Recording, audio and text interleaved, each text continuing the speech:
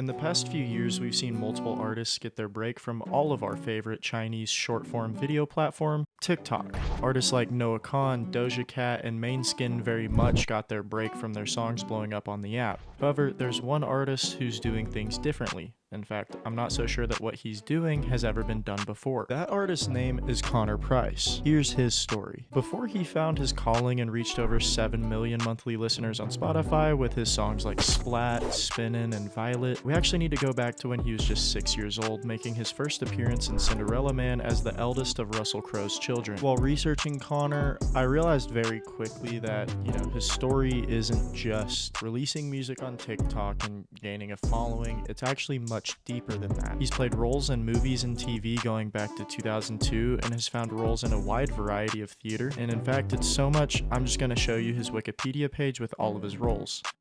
Kinda crazy, right? Connor states that he always had a passion for music while working on TV shows and movies for his younger years, and then there was that one year not too long ago where everything got shut down and it killed a lot of people's careers. Well, that led him to really pursue music, as he'd been doing it here and there, posting remixes of songs, but hadn't fully dived in. I started acting when I was 6 in Toronto, where I grew up, started with commercials. And then when COVID hit and production shut down. After talking with his wife Brianna, she pushed him to give it a try because, after all, what did he have to lose? And this is where his musical journey begins. However, he's not changing the world just yet. Okay, Connor's really good at rapping. He's loved hip-hop for so many years. Why don't we try marketing that? He started out by posting skit-style content for those remixes we just brushed over. After these started getting traction in the algorithm, he figured he might as well promote his original music in the same way since people seem to like it. Good call. He utilizes a very specific formula for promoting and getting his songs out there. People are more willing to listen to a single than listen to a full album, especially if they don't know you. So sometimes I think people put too much attention on the playlisting when they should put more of the attention on the output of catalogs. So consistently only releasing singles that are catchy and promote them through TikTok's insanely generous algorithm. His skit-style content forms as its own kind of music video. People then funnel to his streaming pages to listen for more. Since 2017, he's released upwards of 250 singles, which, on its own, that's already absurd. However, it's even more absurd when you take into the fact that they're all digestible because he's not releasing album after album. It's just singles consistently released that are good. He's not opposed to releasing an actual project though, as he's released 3 EPs and 2 albums. Remember how I said he's doing something that hasn't really been done before? Well, that's where we start talking about the albums. He continued doing this skit-style content and started a series called Spin the Globe. It's a very simple idea. Spin a globe, and wherever his finger lands is where he goes. Well, sort of. Alright, I'm gonna spin this globe, and wherever my finger lands, I'm gonna find an artist from that country to collaborate with me on a song and see what happens. Zambia.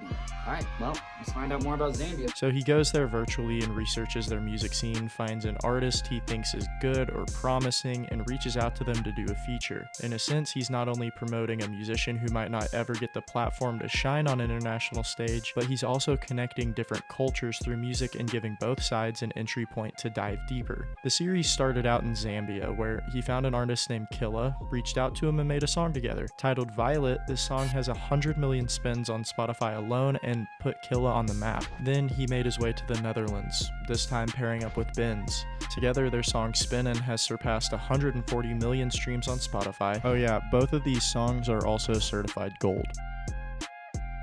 He continued doing this 5 more times, and then to close out the album, he and the rest of the Globe joined together on the Globe Cypher. Look, funny how we just went global off a globe spinning. Globe trotter, beat dirty but the flow proper. Starting rumors I don't bother. Say I must have a co-author, I'm so...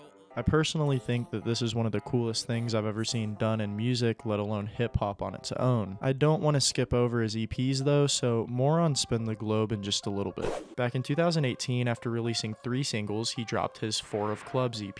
This is a good starting point and a solid project to have in the catalog for all the new faces to have if they want to listen to more than just singles every week or 2. Then for the next almost 3 years, he focused on filling his catalog with single after single before dropping Trillium. Trillium was a 3-pack of songs where he did what everyone wants to do every now and then. He flexed his shit. Turn a beat pack to a set list.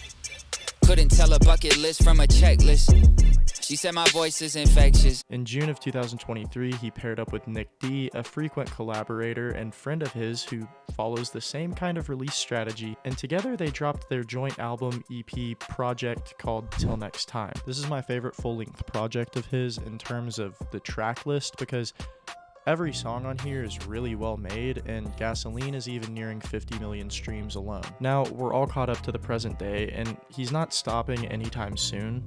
He's currently undertaking and rolling out songs for Spin the Globe 2, and so far he's reached the countries of Australia with Oliver Cronin, Canada with Havaya Mighty, the UK with Prince, Puerto Rico with Tommy Royale, Nigeria with Hugo Season, revisited Zambia to join back up with Killa, Algeria/France with Anas, WYD girl, I'm and Punjab with Harsh Lakari. What Connor Price is doing by connecting the world through music is really, really cool. Music brings people together, but you know, we often see people just fighting over whose favorite artist is better. But with his Spin the Globe series, it's more just about bringing people together and connecting different cultures through music, and that's beautiful. make the crowd just to check on the acoustics. I can never lose, I ain't never get a goose egg, but I'm still hit a groove with a two-step. Yeah, she know I'm gon' get it there.